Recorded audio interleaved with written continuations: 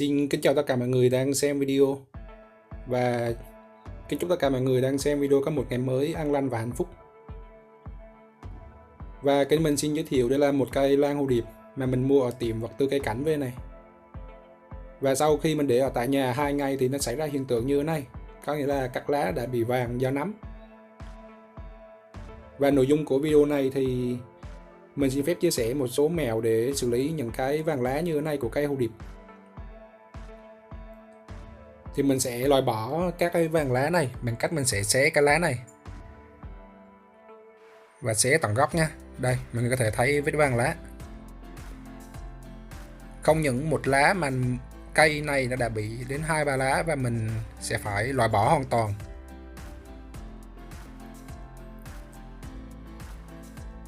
Cái hiện tượng này nó có khả năng lây lan rất là lớn tại vì nó đã bị nhiễm nấm. Và lúc trước mình có làm ở công ty lan hồ điệp á, thì cái vấn đề nấm đây là do quá trình bị nhiễm rất là nặng tại vì tưới rất là nhiều.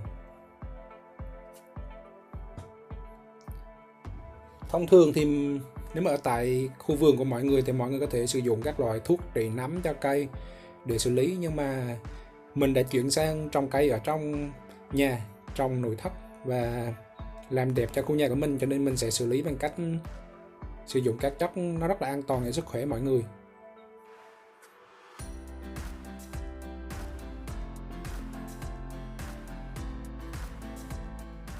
Mình sẽ cố gắng loại bỏ hết những chiếc lá đang bị bệnh như thế này.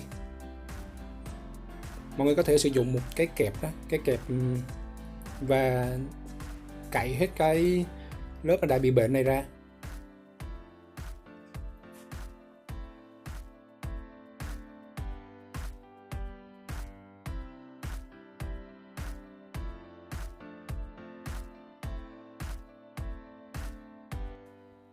Sau khi mình đã loại bỏ hoàn toàn bằng phương pháp thủ công thì mình sẽ sử dụng oxy già.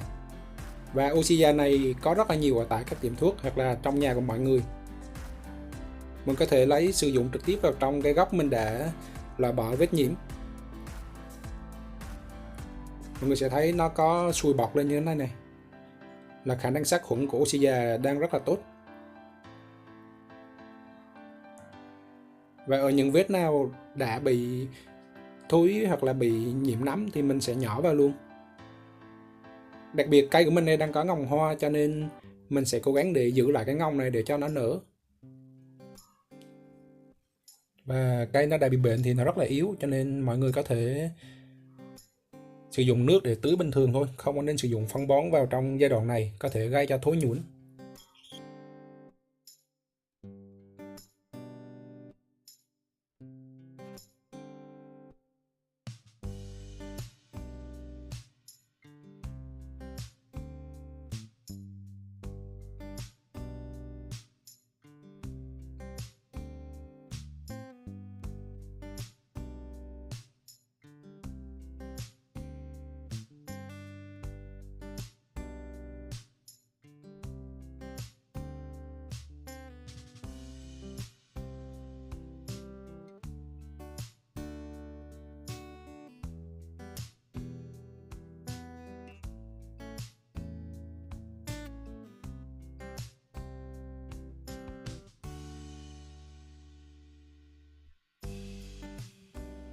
Mình tiến hành bôi quanh gốc luôn.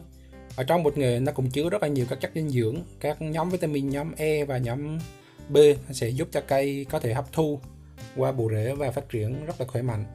Ngoài ra nó còn tính sát trùng, giúp loại bỏ một số loại nấm bệnh hoặc là các loại vi khuẩn, giúp cho cây nó có khả năng chống chịu với các loại bệnh hoặc là thân thiện với môi trường.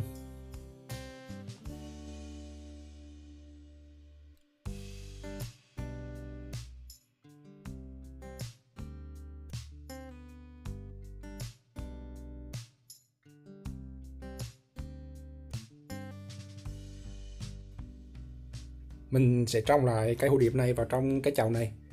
Và mình sử dụng một chiếc chậu nhựa.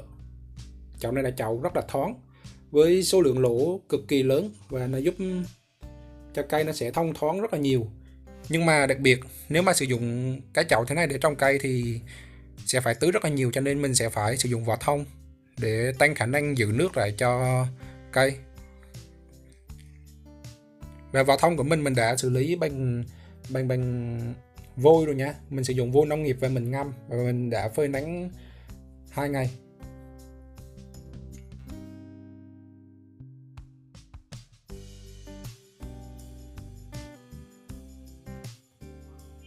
Cái lan hồ điệp thì mình sẽ tách ra và bỏ một phần rêu đi. Mình sẽ giữ lại một phần rêu để giúp cho cây nó tăng khả năng chống chịu lại một tí. Tại vì dù sao trong rêu này cũng chứa rất là nhiều các loại dinh dưỡng mà ngày xưa ở trong nhà vườn họ đã tưới vào và nó ngấm lại trong rêu này.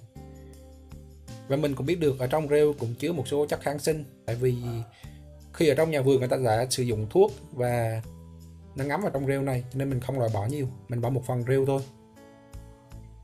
Và mình trồng như một cách rất là bình thường, có nghĩa là mình sẽ để vào trong cái chậu này và bỏ rêu, và mình để ở nơi thoáng mát tránh ánh nắng mặt trời. Và 2 ngày đầu tiên thì mình không có tưới đâu, sang ngày thứ 3 thì mình mới bắt đầu tưới lại bình thường.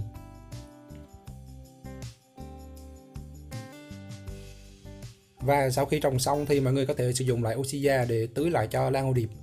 Mọi người pha với tỷ lệ là 1/10, và thành phần của oxy già nó sẽ giúp cho cây sát khuẩn và phát triển là một cách rất là bình thường và rất là an toàn cho sức khỏe.